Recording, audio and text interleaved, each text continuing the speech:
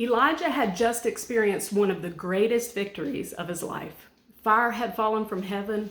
Rain had finally come after years of drought. He had run with supernatural strength while the hand of God rested on him. But then something unexpected happens.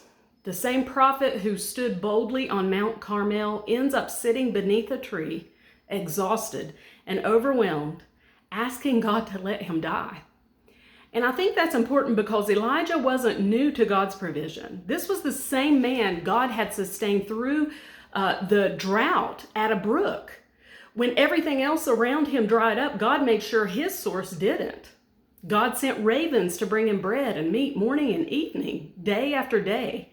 Elijah had watched God provide in ways that made no human sense. But sometimes even people who have seen God's faithfulness still become weary.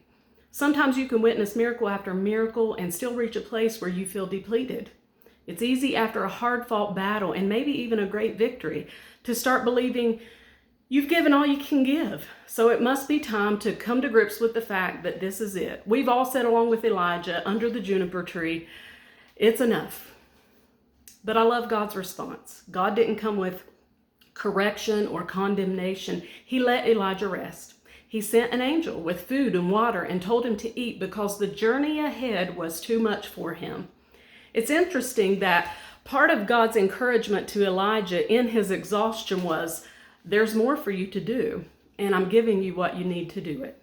Because God doesn't shame us in our exhaustion. He meets us with compassion and sustenance in our wilderness because he knows there's still a purpose ahead. There's still calling ahead. There's still work to do.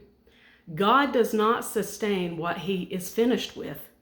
If he is still placing bread in your hands in the wilderness, he isn't just carrying you through this season. He's strengthening you for the mountain that's still ahead.